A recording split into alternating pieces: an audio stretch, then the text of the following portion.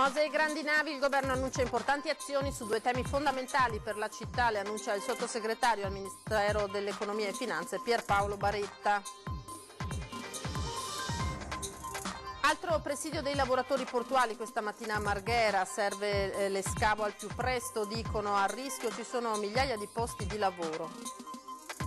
Primo giorno del processo all''ndrangheta in Veneto, nell'aula bunker di Mestre le indagini hanno portato a quasi 30 arresti tra le province di Venezia e Padova. Il Consiglio Comunale ha approvato all'unanimità una mozione di solidarietà ai lavoratori coinvolti nel passaggio dei punti vendita Auchan al gruppo Conad. Su 242 dipendenti comunicati 100 esuberi.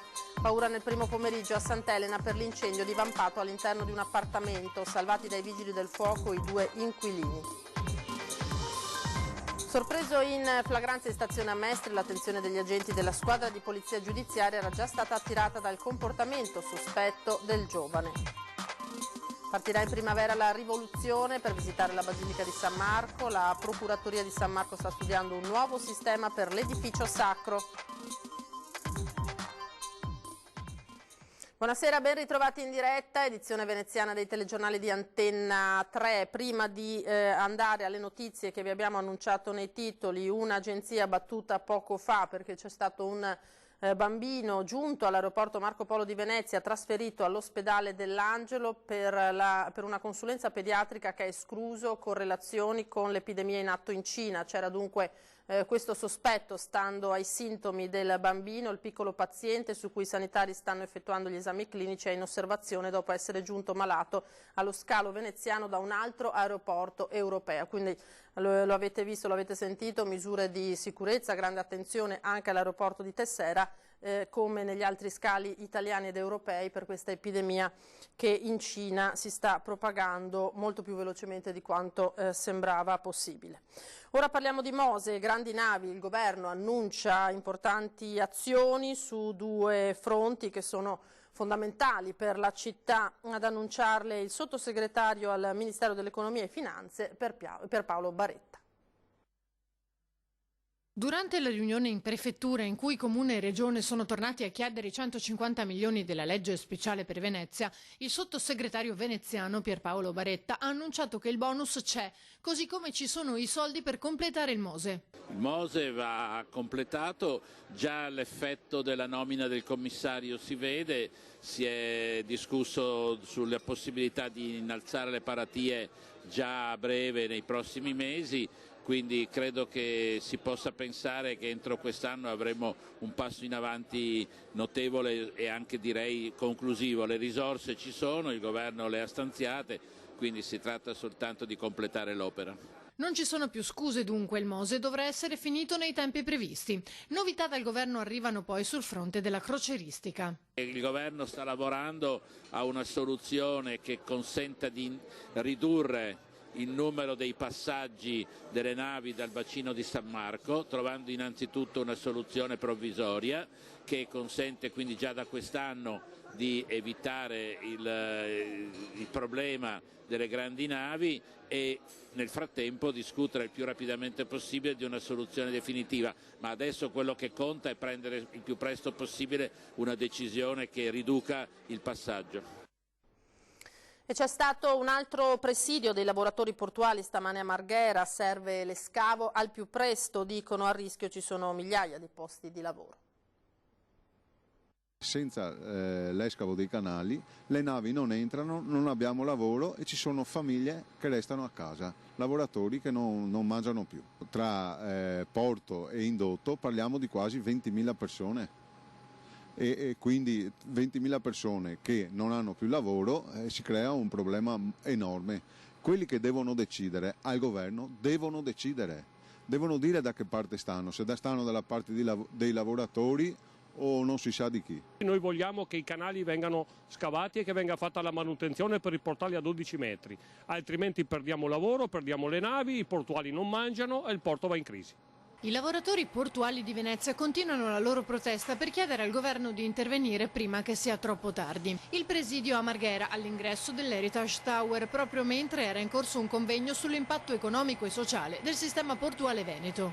siamo molto preoccupati. Siamo qua di fatti non da adesso, ma già abbiamo presidiato la salvaguardia, abbiamo presidiato altre cose, siamo tutti allertati perché tutti i lavoratori vogliono scioperare e vogliono dire la sua, perché questo è un problema che sentiamo tantissimo.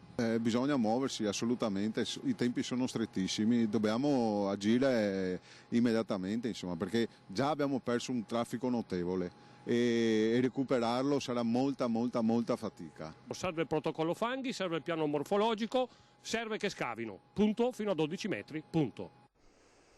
Ma quanto pesa l'impatto del sistema portuale veneto nel nord-est e in Italia? Lo rivela uno studio voluto da Autorità Portuale e Camera di Commercio, i cui risultati sono stati presentati questa mattina proprio a Marghera.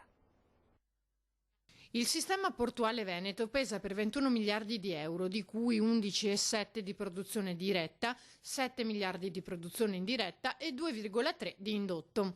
Misurando anche l'indotto, l'impatto occupazionale totale è quantificabile in 92.284 posti di lavoro.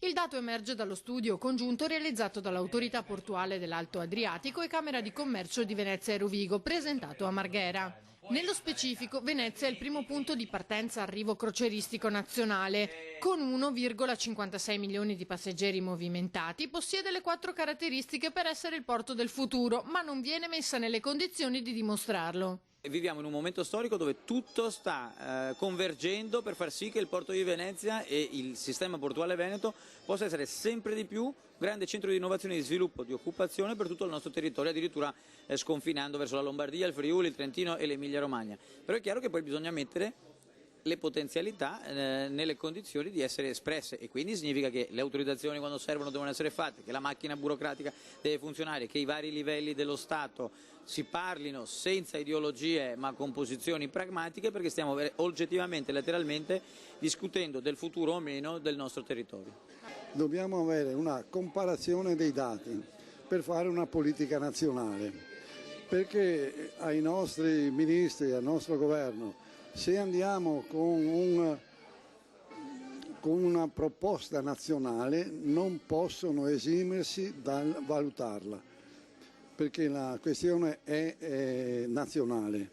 Quindi se va Venezia e il Veneto da solo ha forza 1, se va con il sistema dei porti italiani, nazionali, ha forza 10. Quindi li mettiamo in condizione di dover decidere. L'unione fa la forza e permette dunque di avere migliori risultati. Lo studio, effettuato con un metodo innovativo, ha permesso anche di notare come il porto di Chioggia nel settore della pesca primeggi. Il porto di Chioggia è il primo porto peschereccio d'Italia, anche questa una medaglia al valore della produzione, al valore della competenza, al valore della conoscenza dei nostri lavoratori, dei nostri pescatori, che poco si conosce e addirittura magari si rischia di compromettere. Questi sono numeri importanti, queste sono opportunità importanti, queste sono già realtà esistenti, cerchiamo quando possibile di svilupparle e soprattutto di non comprometterle mai. Primo giorno del processo all''ndrangheta in Veneto nell'aula bunker di Mestre. Le indagini hanno portato, lo ricordiamo, a quasi 30 arresti diversi tra le province di Venezia e Padova. L'udienza preliminare del processo all'organizzazione ritenuta affiliata all''ndrangheta calabrese è stata rinviata al 3 febbraio. L'inchiesta di Carabinieri e Guardia di Finanza, partita nel 2013 dopo un'aggressione davanti a un'azienda di Galliera Veneta, si era allargata fino ad arrivare a novembre a 54 avvisi di conclusione delle indagini preliminari emessi dalla Procura distrettuale antimafia di Venezia. Già a marzo l'operazione Camaleonte, come era stata ribattezzata, aveva portato a 27 arresti, 13 in carcere e 14 ai domiciliari, molti di origine calabresi, alcuni già detenuti, altri residenti a Mestre e Portogruaro e in diverse località del Veneto, soprattutto nell'area dell'Alta Padovana. Le accuse variano dall'estorsione al riciclaggio, violenze di vario tipo e commissione di reati fiscali, nel mirino degli inquirenti anche imprenditori veneti. Udienza preliminare rigorosamente a porte chiuse nell'aula bunker di Mestre, che nello stesso mese in cui è stato dato avvio al processo contro i casalesi vede un altro grande processo contro la criminalità organizzata in Veneto. Le porte dell'aula bunker però non rimangono chiuse a lungo, a metà mattina sono già riaperte. Il processo è stato rinviato anche perché un paio di imputati che erano in collegamento video da siti protetti o da carceri non erano in grado di partecipare all'udienza perché non funzionava il collegamento. Il giudice ha rinviato, preso atto di queste circostanze e prevedendo un ritmo serrato delle prossime udienze, anticipando già che ci sarà la possibilità di fare udienza anche di sabato. Il calendario dovrà tenere conto del fatto che diversi imputati hanno processi pendenti presso altri tribunali e corti d'appello. A Bologna il 13 marzo comincia l'appello dell'abbreviato del processo ai media e il 19 il processo con rito ordinario d'appello. Ci sono dei problemi di organizzazione, di date libere per gli imputati e il processo è stato rinviato al 3 febbraio per perfezionare le notifiche e sistemare i collegamenti che al momento non ci sono. Il Consiglio Comunale di Venezia ha approvato all'unanimità una mozione di solidarietà ai lavoratori coinvolti nel passaggio dei punti vendita Auchan al gruppo Conad. Su 242 dipendenti diretti sono stati comunicati 100 esuberi. Considerato che l'eventuale perdita dei posti di lavoro avrebbe una ricaduta grave anche per il Comune in termini economici e sociali, recita il testo della mozione, si impegnano Sindaco e Giunta a operarsi per promuovere una soluzione positiva per la salvaguardia proprio dei posti di lavoro. Ora parliamo di smog che non dà tregua. In un anno i veneti respirano aria malata un giorno su 3 e dall'inizio del 2020 Treviso e Padova sono le città peggiori, si salva solo Belluno, non va bene neppure a Venezia. Dati delle centraline dell'ARPA, l'Agenzia regionale per l'ambiente, tira le somme. L'aria in Veneto è malata. Un giorno su 3 si respira aria che non rispetta i limiti. 5 città italiane, Frosinone, Milano, Torino e le Venete, Padova e Treviso, hanno sforato per ben 18 volte a gennaio i limiti di PM10, le polveri sottili. Per il rapporto, chiamato Malaria, il Veneto è una delle regioni più esposte. Tra le 19 città che hanno superato il limite di legge del PM10 negli ultimi 10 anni, il Veneto guadagna la prima posizione. A livello regionale la situazione è questa, che tutti i capoluoghi veneti, a parte Belluno, negli ultimi 10 anni hanno superato sempre consecutivamente il limite di legge per il PM10 e anche spesso per l'ozono. Abbiamo calcolato che a Padova ci sono stati 1550 giorni fuori legge in 10 anni, praticamente quasi 4 anni. E l'inizio del 2020 non prospetta nulla di buono. Nelle prime 3 settimane Treviso ha superato per 19 giorni i limiti di PM10, Venezia e Padova per 18, segue Vicenza con 17, male anche Rovigo e Verona, e se pensiamo che il limite consentito all'anno è 35, significa che Treviso, Padova, Venezia e Vicenza sono già praticamente a metà dopo soli 20 giorni. Anno dopo anno c'è una gara negativa tra i comuni veneti per la maglia nera, sostanzialmente spesso è capitato a Padova, spesso a Treviso, alle volte a Rovigo. Un inquinamento che minaccia la salute dei cittadini e che trova nel trasporto stradale una delle principali fonti di emissioni di inquinanti, senza dimenticare le altre sorgenti come il riscaldamento domestico, l'industria e l'agricoltura. Servono interventi profondi. La situazione non migliora, nonostante gli sforzi. Bisogna diminuire il traffico strutturalmente tutto l'anno, perché non dimentichiamoci che in estate abbiamo anche l'ozono, che fa anche lui tanto male. Allora, per diminuire il traffico strutturalmente bisogna potenziare fortemente il mezzo pubblico, renderlo più frequente. Ora ci fermiamo per qualche istante, ma ritorniamo tra breve.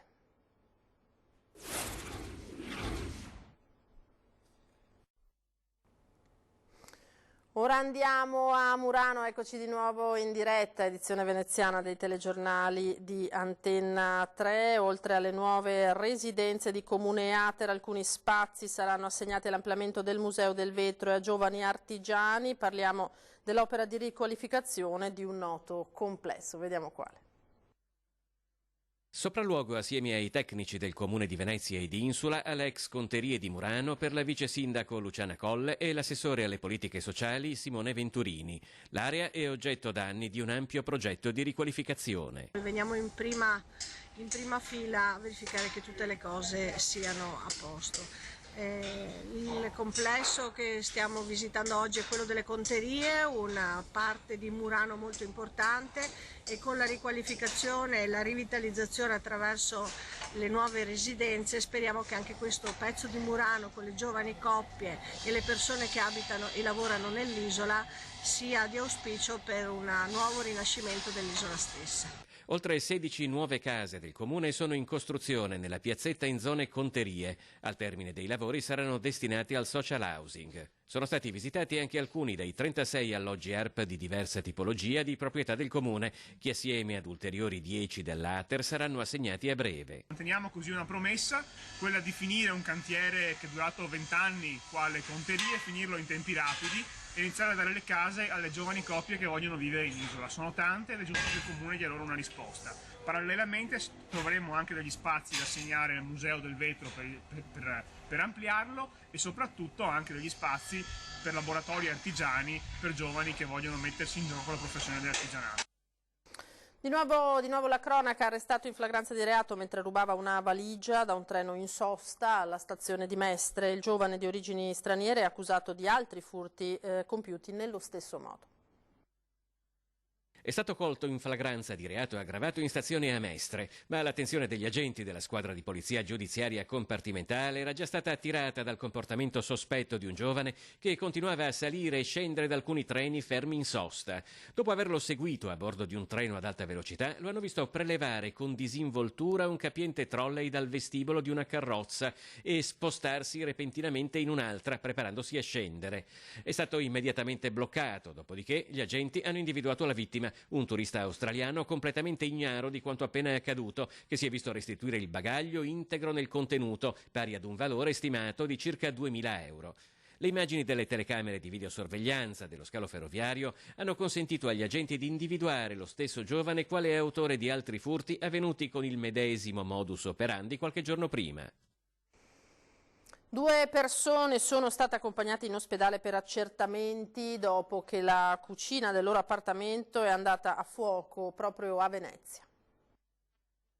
Intervento dei vigili del fuoco a Castello per l'incendio di un appartamento di Campo Stringari a Sant'Elena. 2 persone residenti nell'alloggio hanno respirato del fumo e sono state accompagnate in ospedale per accertamenti dal personale del SUEM. I vigili del fuoco, intervenuti con 2 autopompe lagunari e 10 operatori, sono entrati nell'appartamento dotati di autorespiratori, riuscendo a spegnere il rogo ed evitando il coinvolgimento dell'intero immobile. Le fiamme erano divampate in cucina, danneggiando gravemente il locale. Ulteriori danni provocati dal fumo anche nelle altre stanze. Nell'appartamento sono intervenuti anche i tecnici dell'azienda di luce e gas. I vigili del fuoco hanno anche effettuato la messa in sicurezza della casa e il sopralluogo per stabilire le cause dell'innesco delle fiamme. Partirà in primavera il sistema di prenotazione a pagamento per evitare le code all'interno della Basilica di San Marco, uno dei luoghi più visitati d'Italia, con 5,5 milioni di ingressi l'anno, circa 15.000 al giorno. Si potrà prenotare a pagamento l'ingresso e scegliere online l'orario desiderato, oppure il giorno stesso procurarsi un numero fino a esaurimento per l'accesso dalla macchinetta che sarà posta all'esterno della Basilica. Solo nel secondo caso la visita sarà gratuita. Grande successo al Teatro Malibran dello spettacolo teatrale benefico organizzato dall'associazione veneziana Biri Biri per sostenere l'azione umanitaria del campione della Reyer, Bruno Cerella, impegnato nella creazione di Basketball Academy in Africa.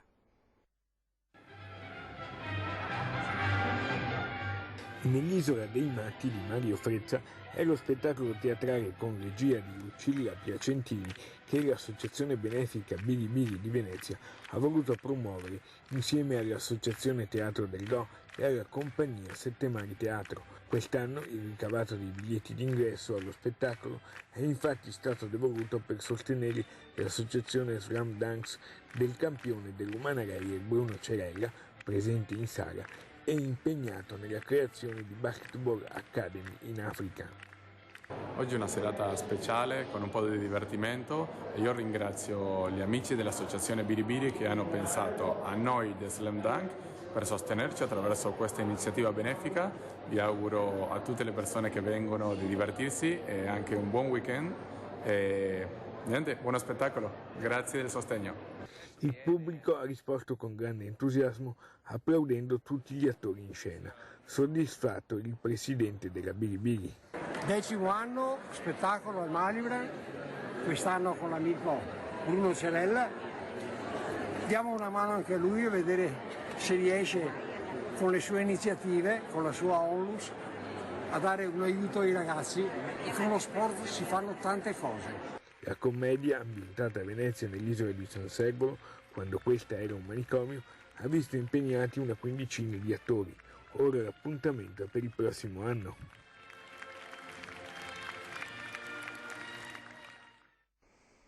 Si parlerà di referendum, legge elettorale e molto altro questa sera a 20:10, subito dopo i nostri telegiornali. In studio col nostro direttore Luigi Baccialli ci sarà il costituzionalista Mario Bertolissi, e invece in prima serata su Antenna 3 dalle 21:15 torna la Zanzega, 8ª puntata, in replica poi domenica alle 17 e alle 21:15. Il nuovo viaggio di Daniele Marcassa e Ivo Gallo si svolgerà nel cuore di Verona, Cinta Muraria, Teatro Romano, Piazza Erba, insomma tutti i tesori di questa meravigliosa città. È tutto per questa sera, grazie per essere stati con noi. Ora vi lascio alle previsioni del tempo per domani, arrivederci.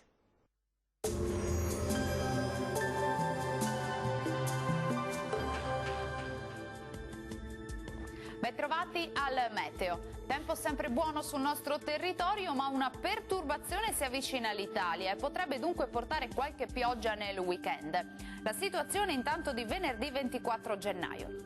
Sul Veneto tempo stabile e anche ampiamente soleggiato, con cielo sereno o poco nuvoloso. Non è esclusa qualche foschia o locale nebbia in pianura.